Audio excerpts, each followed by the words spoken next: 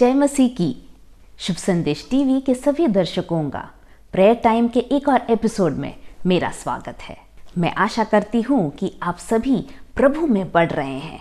पिछले हफ्ते prayer time में हमने एक नया विषय आरंभ किया था। हम सीख रहे थे प्रभु यीशु ने जो दृष्टांत सिखाए उसमें से, और जो विषय पिछले बार लिया था वो था आज्ञाकारिता का। हमने 2 दृष्टांतों पर मनन किया था। सबसे पहला वह जहां बताया गया था 2 व्यक्तियों के बारे में। एक व्यक्ति जो अपना घर चट्टान पर बनाता है और उसे बुद्धिमान पुरुष कहा गया था। उसको ये माना गया था जो व्यक्ति वचन सुनता है और उसको मानता है, उसकी आज्ञाओं का पालन करता है, वो उस बुद्धिमान पुरुष के समान है। इसके विपरीत एक ऐसे व्यक्ति के विषय में यीशु बोलते हैं जो अपना घर बिना नींव के या बालू पर बनाता है, और जब बारिश होती तो घर गिर जाता है, और इसे मूर्ख कहा गया। इसका तात्पर्य यह है जो वचन सुनते तो हैं किंतु उसके अनुसार जीवन नहीं बिताते। तो साफ साफ ये था कि सिर्फ वचन सुनना काफ़ी नहीं है, किंतु हमें परमेश्वर के वचन के अनुसार जीना ज़रूरी है। इसी तरह 2 पुत्रों का भी हमने वो दृष्टांत देखा था, जहाँ एक पुत्र पहले तो अपने पिता से कहता है कि मैं आपकी आज्ञाओं को नहीं मानूंगा, किंतु मन फिराकर फिर वह उसकी आज्ञा को मानता है। दूसरी ओर दूसरा पुत्र कहता तो ज़रूर है कि हाँ जी पिताजी मैं ज़रूर करूँगा, किंतु वो आज्ञा पालन नहीं करता। इस तरह आज्ञा मानना बहुत ही आवश्यक है। आज जो दृष्टांत मैं आपके सामने लाई हूँ वो इस विषय पर है कि हमारा धन किधर है, हमारे किस चीज़ को हम हमारी संपत्ति मानते हैं, हमारा हृदय किन चीज़ों पर लगा हुआ है। किंतु इसके पहले कि हम वचन में जाएं, हम प्रभु से मांगेंगे कि वह अपने वचन को हमें और समझाएं और हमारी आत्मिक आंखें खोलें। आइए प्रार्थना करते हैं। प्रेमी पिता परमेश्वर, हम आपको धन्यवाद देते हैं इस समय के लिए। प्रेमी पिता, आपका वचन हमारे मार्ग के लिए दीपक और राह के लिए उजियाला है। प्रभु जी, आज हम आपसे मांगते हैं कि अपने वचन में से हमें गूढ़ बातों को सिखाएं, हमारे हृदयों को खोलें कि न केवल सुनने वाले लेकिन वचन के अनुसार जीने वाले बन सके। पवित्र आत्मा पूर्ण कब्जा लीजिए। यीशु के नाम में हम इस विनती को मांगते हैं, सुनिए और ग्रहण कीजिए। आमेन आमेन। जो दृष्टांत आज मैं आपके सामने लाई हूँ और हम देखेंगे लूका उसका 12वां अध्याय 13 पद से लेकर उसके 21वें पद तक। यहाँ पर यीशु मसीह एक दृष्टांत बता रहे हैं। 13वां पद इस तरह शुरू होता है कि भीड़ में एक व्यक्ति यीशु के पास आता है और वह यीशु से बोलता है कि हे स्वामी, हे गुरु, आप मेरे भाई को बताइए, समझाइए कि वो जो मेरे पिताजी की जो संपत्ति है वो मेरे साथ बांटने को, उसका हिस्सा मुझे देने को तैयार हो जाए। तो यीशु उससे पूछते हैं, आखिरकार किसने मुझे तुम्हारे और तुम्हारे भाई के मध्य में न्यायी बनाया है? और उसके बाद यीशु बहुत ही अहम बात करते हैं। वो बोलते हैं 15वां पद यदि हम पढ़ें तो यहाँ प्रभु यीशु उससे कहते हैं, और उसने उससे कहा, चौकस रहो और हर प्रकार के लोभ से अपने आप को बचाए रखो, क्योंकि किसी का जीवन उसकी संपत्ति की बहुतायत से नहीं होता। आगे यीशु कहते हैं, उसने उनसे कहा, एक दृष्टांत कहा, किसी धनवान की भूमि में बड़ी उपज हुई।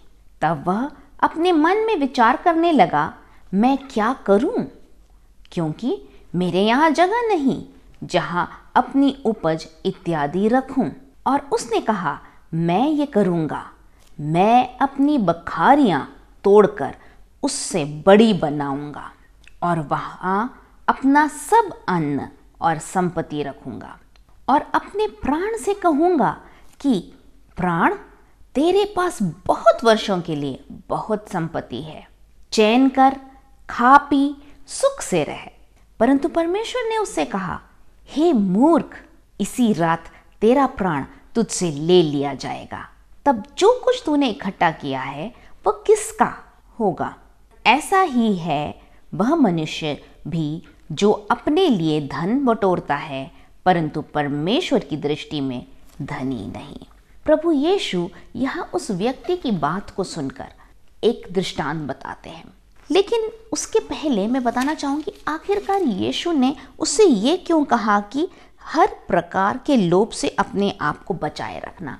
पुराने नियम में या फिर यीशु के समय में, उस ज़माने में ऐसा होता था जब पिता अपनी इच्छा पत्र लिखे बगैर, जब पिता की मृत्यु हो जाती है या जो जायदाद होती है उसको पुत्रों में बांटे बगैर अगर उनकी मृत्यु हो जाती है, तो कई बार जो पुत्र होते थे वह उस जायदाद का बंटवारा न करते थे, उसको एक ही साथ रखते थे ताकि उनकी जायदाद उनके परिवार में बनी रहे, ताकि वो किसी और को न चली जाए, ताकि कोई उसका टुकड़ा बिक न जाए और कोई और उसको न अपना ले। तो यहाँ जब वो आता है तो मान सकते हैं कि ये शायद छोटा भाई रहा हो, और क्योंकि वहाँ पर पहलौठा का हक रहता था तो बिना अपने बड़े भाई के सम्मति के वह अपनी जायदाद को बेच नहीं सकता था। और इसीलिए वो यीशु के पास आके कहता है कि हे गुरु, मेरे भाई से कहे कि पिता की संपत्ति मेरे साथ बांट ले। वो अपना हिस्सा चाहता था, और शायद प्रभु यीशु ने उसके अंदर देख लिया था कि उसको पैसे के लिए हल्का लोभ, एक इच्छा कि मुझे मेरा हिस्सा मिल जाए, मैं अपने हिस्से में रहना चाहता हूँ, मुझे साझे में नहीं रहना, मुझे मिल बांट के नहीं रहना, मुझे अपना अलग चाहिए, मैं अपनी ज़िंदगी अलग जीना चाहता हूँ, अपने पैसे से, अपने इच्छा के अनुसार। और तब प्रभु यीशु यहाँ कहते हैं उससे चौकस रहो। और यहाँ जब वो चौकस रहो कह रहे हैं तो ये बहुत ही स्पष्ट है कि कोई बड़ी बात कह रहे हैं। अंग्रेज़ी में कुछ ट्रांसलेशंस में बिवेयर जो शब्द है वो यूज़ किया गया है, ध्यान रखना, चौकस रहो। और उसका अर्थ है कि कुछ बड़ा खतरा आपके सामने है और आपको बहुत, सिर्फ सावधान नहीं, बहुत अधिक चौकस रहना है। और वो क्या है? वो है, हो सकता है कि लोभ आपके सामने आ रहा हो, और वो कह रहे हैं यीशु कि हर प्रकार के लोभ से बचना, क्योंकि मनुष्य का जीवन उसकी संपत्ति की बहुतायत से नहीं होता। आज के ज़माने में भी हम देखते हैं कि हम सोचते हैं कि हमारे पास जितनी चीज़ें हैं उससे हमारा रुतबा होता है, हम किस तरह के कपड़े पहनते हैं, हम किस घर में रहते हैं, हमारे बच्चे किस स्कूल में पढ़ते हैं, या हमारी कौन सी गाड़ी में हम आते जाते हैं, हमारी कितनी गाड़ियां हैं। इन सब से मनुष्य अपने आप को आंकता है कि वो, उसका रुतबा कितना है, लोग कितने उसको जानते हैं। किंतु प्रभु यीशु ने एक बहुत ही स्पष्ट रीति से एक बात को कहा कि मनुष्य के, उसकी संपत्ति की बहुतायत में नहीं है उसका जीवन। और यहाँ वह एक अमीर व्यक्ति, एक धनवान व्यक्ति के विषय में बताते हैं, जिसके बारे में लिखा है कि एक साल उसके यहाँ बहुत उपज होती है, और वो मन में सोचता, खुश होता है, लेकिन वो सोचता, अरे इतना अनाज मैं क्या करूं, कैसे रखूंगा मैं उसको। और उस समय जब उसके पास इतना अनाज आता है तो उसका ध्यान सिर्फ इसी चीज़ में जाता है कि इसे मैं अपने लिए किस तरह भर के रख सकूं। उसके मन में एक बार भी नहीं आता है कि जो आशीष मुझे मिली है मैं इसे दूसरों के साथ किसी तरह बांट सकता हूं क्या। और वो एकदम यही सोचता है कि हाँ, मैं क्या करूँगा, मेरे जो खलिहान हैं वो तो इसके लिए छोटे हैं, मैं उनको सबको तोड़वा दूंगा और इससे भी बड़े खलिहान बनवाऊंगा और उसमें सारा माल और सारा अनाज भर के रख दूंगा, फिर बस चैन की नींद मैं ले सकता हूँ। फिर मैं चाहे काम करूँ ना करूँ, चाहे मैं आराम से ज़िंदगी में अय्याशी करूँ, मुझे पता है मेरे लिए बहुत धन संपत्ति, मैंने आने वाले बहुत वर्षों के लिए धन संपत्ति इकट्ठा कर ली है। मैं इस उदाहरण से, या कहना चाहिए इस दृष्टांत में से कुछ बातों को आपको बताना चाहूँगी। जब यीशु कहते हैं कि हमें लोभ से बचना चाहिए, तो सच में हमें चौकस रहना है कि कहीं हम लोभ में तो नहीं फंस रहे। किंतु उससे बढ़कर एक और चीज़ यहाँ हमें ध्यान देना है कि आखिरकार हमारा हृदय कहाँ है। इस दुनिया की वस्तुओं पर है क्या हमारा हृदय, या फिर हमारा हृदय उस हमारा जो आसमानी घर है या हमारा अनंत काल का जो रहने का स्थान है उस पर है। क्योंकि सबसे पहली बात जो मैं यहाँ से बताना चाहूँगी यह व्यक्ति जब उसको इतना अच्छा जो कहना चाहिए उसकी उपज होती है तो उसके मन में सबसे पहले क्या आता है, मेरे पास इतना कुछ है, मैंने मेहनत करके या जिस भी तरह मेरे पास बहुत धन है। वह यह नहीं सोच रहा कि इसका स्रोत परमेश्वर है। वो इस बात को नहीं मानता कि जो आशीषें उसको मिली हैं वो वास्तव में परमेश्वर की ओर से एक आशीष है, किंतु वो सोच रहा है कि ये सब मेरा कमाया हुआ है, ये सब मेरा है, अपने आप पर ही वो केंद्रित है। और हम इस बात को और भी ध्यान से देख सकते हैं, यदि आप इन पदों को देखेंगे तो कितने बार उसने मैं शब्द इस्तेमाल किया है और मेरा, इस तरह के शब्दों का इस्तेमाल किया है। वो कहता है कि मैं क्या करूं, मेरे यहाँ जगह नहीं कि मैं इस सबको रखूं, तो मैं क्या करूँगा, मैं अपने बखारियों को तोड़ डालूंगा। तो वो मैं, मेरा, अपनी, इन्हीं बातों के बारे में सोच रहा है और पूरी तरह अपने आप पर केंद्रित है। एक बार भी उसे औरों की चिंता नहीं आई, एक बार भी उसने ये नहीं सोचा कि मैं इसे किस तरह बांट सकूं। सबसे ज़रूरी है हमें ये जानना है कि हमारे पास जो भी है वो परमेश्वर का दिया हुआ है, वही स्रोत है, वही है जहाँ से हमारे पास यह सब वस्तुएं आती हैं। और इसके बाद जब हम देखते हैं कि उसने, वो मन में सोचता है कि मैं इसको तोड़ लूँगा और भर लूँगा, और उसके बाद उसकी अगली प्रतिक्रिया क्या है कि मैं अपने आप से कहूँगा, बस हे मेरे प्राण, अब तू आराम कर, अब कोई चिंता नहीं है, चैन कर, खा पी सुख में रहे। ये उसी तरह लगता है जैसे सुलेमान ने कहा था कि मैंने अपने आप को हर चीज़ के लिए छोड़ दिया, मैंने अपने आप को किसी चीज़ से नहीं रोका, किंतु उसके बाद हर तरह के सुख विलास भोगने के बाद भी सुलेमान आखिरकार कहता है सब कुछ व्यर्थ है। ये मनुष्य समझ नहीं पाया था कि इस दुनिया की चीज़ें सब कुछ व्यर्थ है। हम शरीर तो है हमारे पास, और किंतु हमारा ये शरीर में जो जीवन है वो कुछ समय के लिए ही है, शायद 70, 80 या ज़्यादा से ज़्यादा 100 साल। किंतु जो अनंत जीवन है, हमारा जो प्राण है, ये शरीर तो मिट्टी में मिल जाएगा, लेकिन हमारा प्राण वो हमेशा के लिए रहेगा। और वह प्राण अनंत जीवन में कहाँ जाएगा? क्या वो स्वर्ग में जाएगा या नरक? हम हमारे लिए क्या एक साथ संजो रहे हैं? क्या हम इस संसार में धन इकट्ठा कर रहे हैं या उस स्वर्ग में हम धन इकट्ठा करने की आड़ में, कोशिश में हैं? और यहाँ पर यीशु जब वो मनी मन ये सब सोचता, अपनी प्लानिंग करता है, धनी होना गलत नहीं, आगे की चिंता करना या आगे की प्लानिंग या योजना करना गलत नहीं, किंतु जब हमारी योजनाएं इस तरह होती हैं कि सब कुछ सिर्फ हमारे लिए और इस सांसारिक जीवन में ही केंद्रित होती है, तो कोई तो बात है, कहीं तो कुछ गलत है और हमें उस विषय में ध्यान देना है।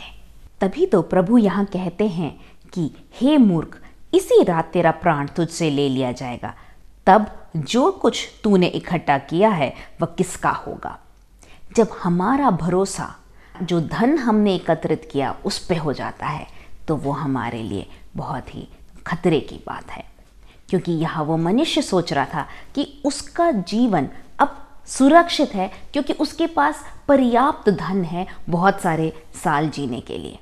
किंतु हमारे जैसे मैंने कहा, शरीर तो कुछ समय के लिए है, ये मिट्टी का है और मिट्टी में मिल जाएगा, लेकिन जो हमारे अंदर आत्मा है वो अनंत काल तक रहती है और हमें ज़रूरी है अनंत काल के लिए क्या हम तैयार हैं। इसी विषय से जुड़ा हुआ एक और दृष्टांत प्रभु यीशु ने बताया था, उसमें भी एक धनी व्यक्ति और एक बहुत ही गरीब या कहना चाहिए एक कंगाल व्यक्ति के विषय में लिखा है। वह दिया गया है लूका रचित समाचार उसके 16वें अध्याय 19 से लेके 31 तक, और इसे कहते हैं धनी मनुष्य और निर्धन लाजरस का दृष्टांत। और यहाँ पर मैं जो कहानी आपको संक्षिप्त में बताना चाहूँगी, यहाँ कहानी जो दृष्टांत बताया यीशु ने बताया कि एक धनी व्यक्ति था, वो बहुत धनी था और उसके घर में सारे ऐशो आराम थे और वो धूमधाम के साथ अपना जीवन बिताता था। उसी के घर के सामने एक बहुत ही कंगाल या एक निर्धन व्यक्ति को लाकर डाला जाता था। वो वहाँ रहता था जिसके पूरे शरीर में घाव थे, और वो बेचारा इसी आस में उसके घर के सामने या उसके चौखट पर पड़ा रहता था कि इस अमीर व्यक्ति के खाने, जो उसकी मेज पर से गिरने वाले जो चूर चार हैं गिरता था, उस खाने से उसका पेट भर जाए। और कहानी में प्रभु ऐसे बताते हैं कि कुछ समय बीतता है और ये जो लाजरस था, जो कंगाल व्यक्ति था, वो मर जाता है। किंतु क्या होता है कि स्वर्गदूत आकर उसे अब्राहम के पास ले जाते हैं, अर्थात वो स्वर्ग में जाता है। कुछ समय के पश्चात ये जो अमीर व्यक्ति था, धनाढ़ व्यक्ति था, इसकी भी मौत होती है। लोग उसे बहुत धूमधाम से ले जाके उसको दफना देते हैं। किंतु वो कहाँ पहुँचता है? वो नरक में पहुँचता है। और एक दिन नरक से ये व्यक्ति जब आंखें उठा के देखता है तो वो देखता है, अरे ये क्या, जो लाजर मेरे घर में मेरे गेट के सामने पड़ा रहता था, जो मेरे खाने का जो बचा कुचा जूठन होता था वो खाता था, वो स्वर्ग में है, और वो भी अब्राहम के बगल में। और उसको एकदम लगता है कि अरे ये कैसे हुआ। और वो अब्राहम को पुकारता है और कहता है, हे पिता अब्राहम, आप एक काम करिए, लाजर को 1 मिनट के लिए भेजिए ताकि वो मेरी जो प्यास है, मैं इधर तड़प रहा हूँ, मेरी ये जो प्यास है वो अपनी उंगली को इस पानी में डुबाए और मेरी जीभ पे 1 बूंद पानी दे दे, क्योंकि मैं यहाँ तड़प रहा हूँ। तब अब्राहम उससे कहते हैं वह कि अरे ऐसा तो नहीं हो सकता, क्योंकि तुम जब उस संसार में थे तो तुमने बहुत ऐशो आराम की ज़िंदगी जी, तुम्हें हर एक ज़रूरत जो थी तुम्हारी वो पूरी हुई, सारी जो खुशियाँ चाहिए थी वो तुम्हें वहाँ मिली। तब इस लाजर ने तो बहुत दुख उठाए, किंतु अब समय है कि इस लाजर को उस दुखों का बदले में आनंद मिले और उसे शांति मिले। और अब तुम्हारा समय है, तुम्हारे कार्यों के अनुसार तुम्हारा भी न्याय हो और तुम नरक में हो। और यही नहीं, तुम्हारे और मेरे बीच में एक बहुत बड़ा गड्ढा है जिसे कोई पार नहीं कर सकता। वो धनाढ़ व्यक्ति जब ये सुनता है तो दुखी तो होता है, किंतु उसका जो ध्यान है बिल्कुल एकदम उसके परिवार की ओर जाता है। वो कहता है कि अरे अगर ऐसा है तो एक काम करिए, लाजर को कम से कम मेरे भाइयों के पास भेज दीजिए, मेरे 5 भाई हैं, कम से कम वह तो इस जगह में ना पहुँचे, मैं तो इस नरक में पहुँच गया, कम से कम लाजर जाके उन्हें बताए, कुछ समझाए तो वो इस नरक में नहीं आएंगे। तब अब्राहम कहता है नहीं, उनके लिए तो मूसा और नबी लोग हैं। तो ये कहता है कि नहीं, वो उनकी बात नहीं मानेंगे, लेकिन तो अगर लाजर वापस गया ना उसकी बात ज़रूर मानेंगे।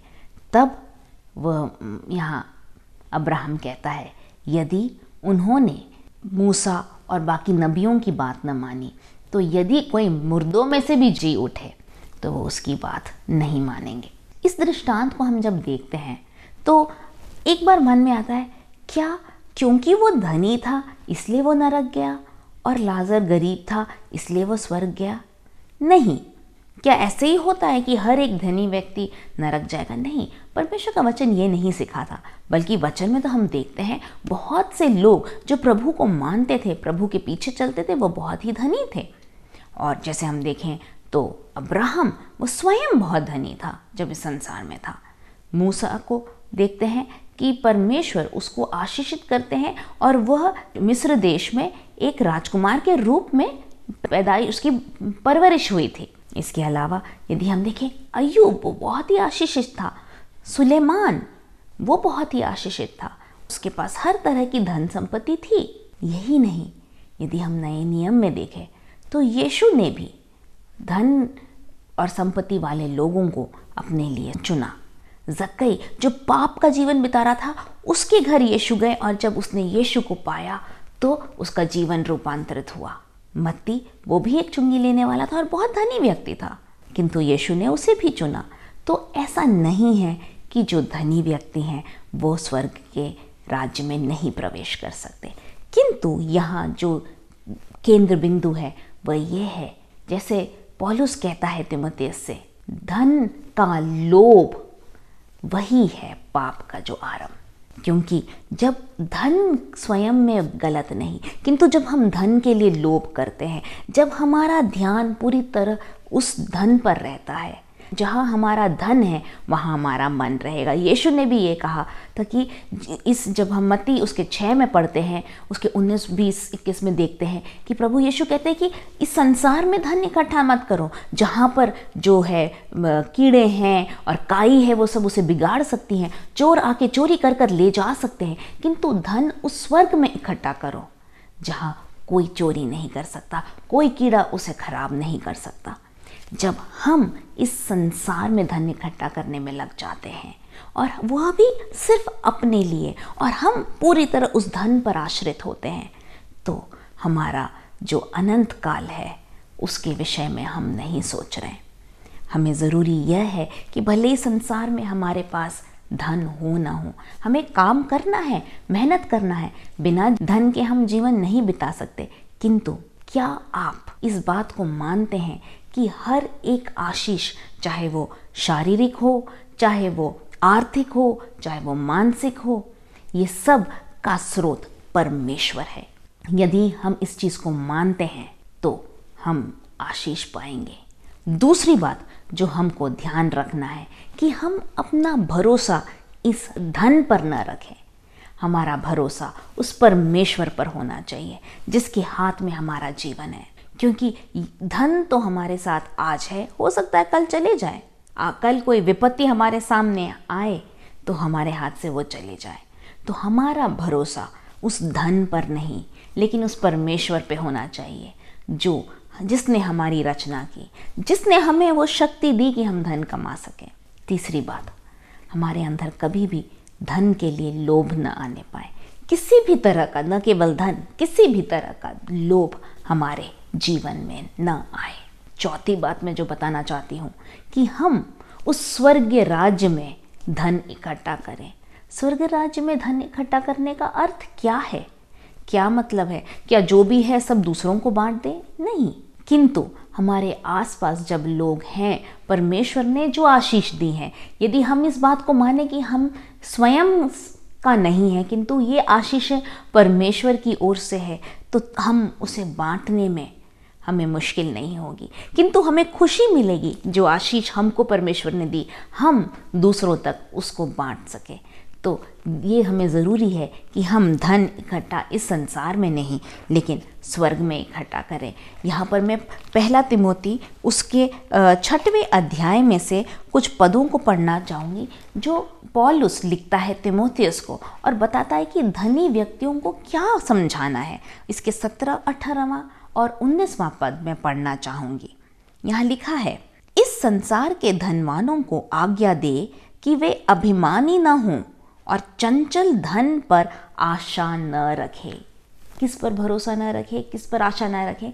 धन जो चंचल है, जो आज है कल नहीं, परंतु परमेश्वर पर जो हमारे सुख के लिए सब कुछ बहुतायत से देता है। जो मैंने बात कही, स्रोत कौन है? परमेश्वर है। तो पौलुस भी यहाँ कह रहा है, इस बात को जानो कि धन पर अपना भरोसा न रखें या आशा न रखें, किंतु किस पर? उस परमेश्वर पर जो हर एक आशीषों का स्रोत है, जो बहुतायत से हमको सब कुछ देता है। 18वें पद में वो कहता है, वे भलाई करें और भले कामों में धनी बने। हमें किस तरह हम स्वर्गीय राज्य में धन इकट्ठा कर सकते हैं? हम भले काम कर सकते हैं और भले कामों में धनी बने और उदार और सहायता देने में तत्पर हों। और 19वें पद में कहा है, और आगे के लिए एक अच्छी नींव डाल रखें कि सच्चे जीवन को वश में कर लें।